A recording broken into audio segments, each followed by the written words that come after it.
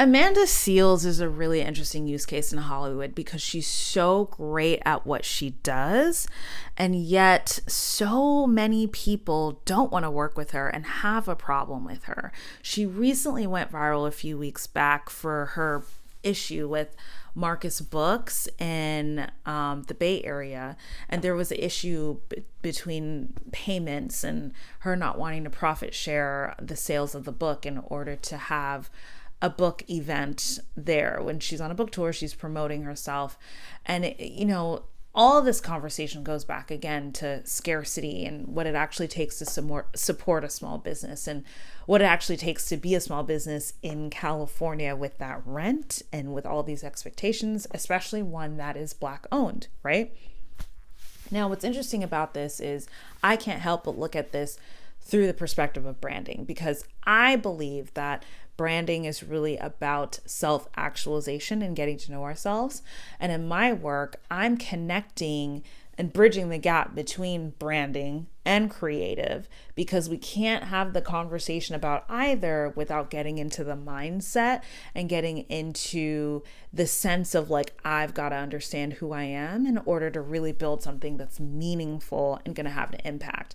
Black founders, especially Black thought leaders and creators especially, have to think like this, because it's so easy to get lost in the sauce of how do I fit in, and how I don't want to be pigeonholed, or maybe I should hide because I don't want to just be known as a Black owned business, et cetera, et cetera.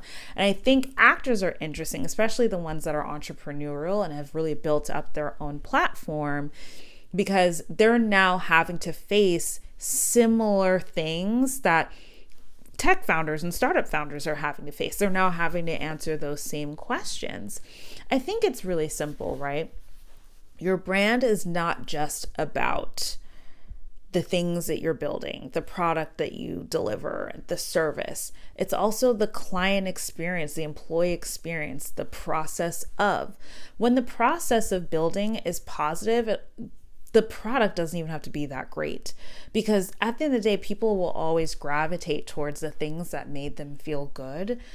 A huge part of your brand is how people understand and receive you. Now, to a huge extent, you don't want to fall into the respectability politics and be so inauthentic and be so people-pleasy. People can sense that too. But I think it's imperative for Black founders to ask themselves, like, what does safety look like in the way that I communicate? What does safety look like in my client experience? What does safety look like in my employee experience? How can I double down on that? Is it fair that you should have to be so amazing and incredible at this? No, not necessarily, but it's the truth, because the cost of people saying, well, that person's an asshole, or that person is crappy, or they're cruel, or whatever, especially as a Black woman, is too high a cost to pay. And I think that the solution, the response to this isn't necessarily respectability politics, but it is absolutely like being like, how can I be a better leader? How can I be the best communicator? How can I create a client experience, employee experience that is top tier? Because your reputation, aka how people understand you, is the brand. It is not just the font and the logo and the way that you show up online and all these other things.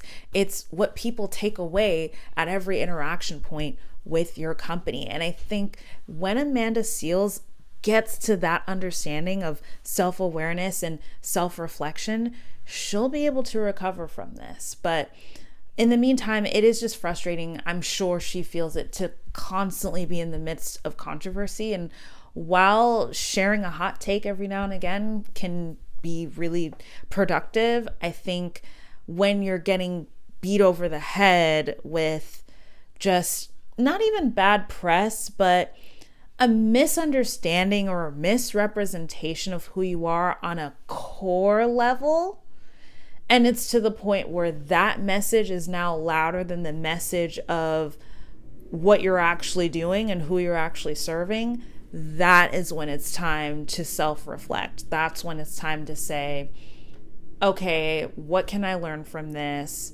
And how can I use it as momentum to be better in what I do? And that's where the self-awareness piece comes in.